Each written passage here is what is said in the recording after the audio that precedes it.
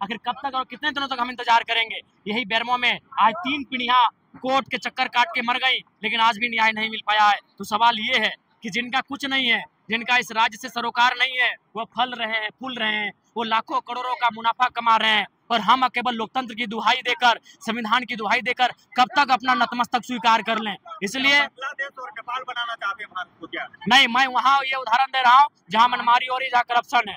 अगर करप्शन है, जहाँ मनमानी है, जहाँ गलत हो रहा है, वहाँ जनता को एकजुट होना चाहिए और प्रबंधन हो चाहे सिस्टम, उसके खिलाफ लड़ना चाहिए। 1.5 करोड़ फिरौती की बात की, क्या ये राजनीति? बिल्कुल, सही बात है? ये सच्चाई है।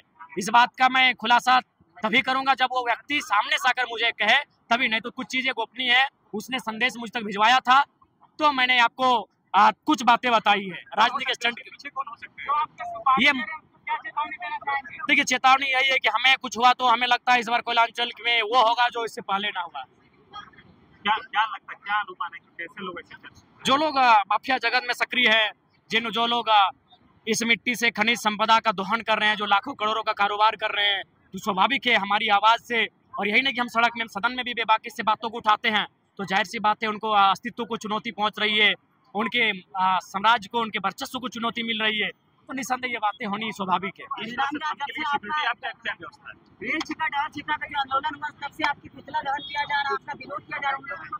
उनको यही कहेंगे कि हमारा मांग संवैधानिक है, आप अपने लिए विशेष मांग करें, आप अपने लिए विशेष रास्ता तैयार करें, एक तरीके से रास्ता तैयार करें, अगर विरोध भी करना हो तरीके से करें।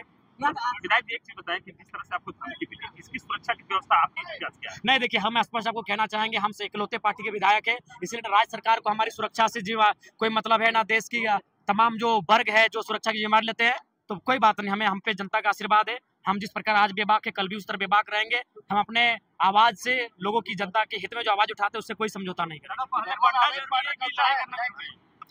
देखिए, लड़ना भी आवश्यक है, क्योंकि समय समय पर आपको इस अग्निकुंड में, आंदोलन की अग्निकुंड में अपनी आहुति देनी पड़ती है, चाहे वो आंदोलन के रूप में या बलिदान के रूप में, वो स्वतः चलता रहेगा। लेकिन आंदोलन को जिंदा रखने के लिए, हक अधिकारों को जिंदा रखने के लिए समय समय पर ऐसी स्थिति सामने आती है जिनसे हम लोग कभी पीछे नहीं हटे। डीपीसी प्रबंधन नहीं चाहती तो क्या करेंगे? आगे हम लोग अगला कड़ा रूप अख्तियार करेंगे। अब हम लोग बंदी की ओर बढ़ेंगे, और बिल्कुल उससे पहले हम लोग प्रयास करेंगे कि समन्वय बनाएंगे, जितने भी विस्थापित समितियां हैं उनको गुलबंद करेंगे, उनको एकजुट करेंगे, और उसके बाद हम लोग एक नया कार्यक्रम प्रस्तुत करेंगे। आज आपके विरोध में आदिवासी समाज आ गया है कि आंदोलन में क्या प्रसाद देंगे, लगता है? देखिए, आदिवासी समाज, मैं जिस क्षेत्र में हूँ, निसंदेह उनकी भी तनिक मनिक विस्थापन हुआ है, और उन्हें भी कम से कम इस विस्थापन की लड़ाई में सहयोग करना चाहिए। उसके बाद उनकी मनसा जैसी भी, उन्हें अगर लड़ना है तो विस्थापन के खिलाफ आके लड़े। जिस प्रकार वो गोलबंद हो रहे हैं, झारखंड की अस्मिता सुरक्षा को लेकर गोलबंद हो।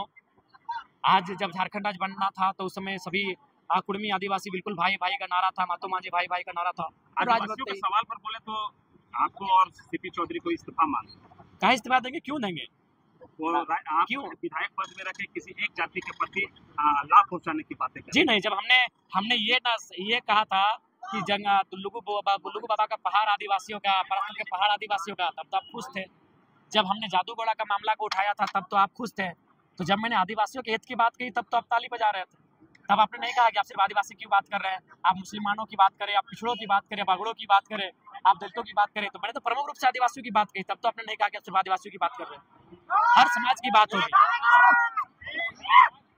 बहुत सारे अवैध वाटर करता है। बिल्कुल, ये बिल्कुल असंवैधानिक है, अनैतिक है और गैर कानूनी है। इस पर प्रबंधन को तो संज्ञान में लेना चाहिए, और जो लोग अवैध रूप से बस बसाव कर रहे हैं उनके क्वार्टर को, प्रबंधन को अपने कब्जे में लेना चाहिए।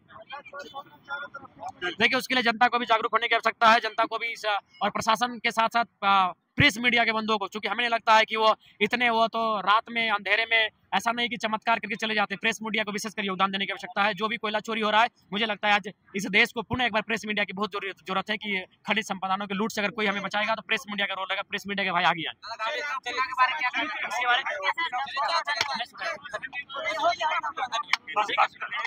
नमस्कार, आदाब।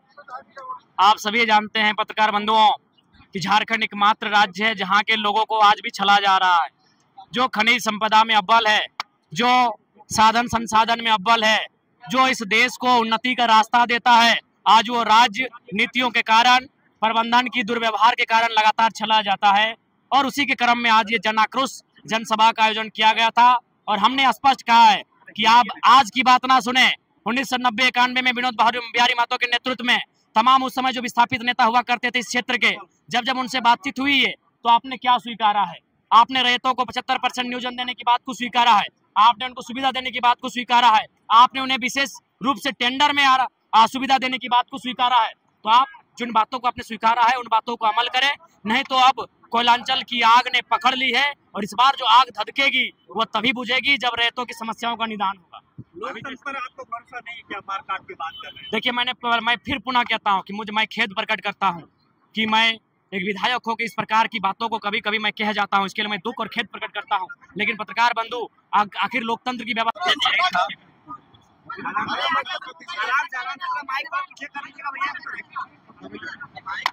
सबसे पहले लोकतंत्र की चौथे स्तंभ जनमानस की बुलंद आवाज,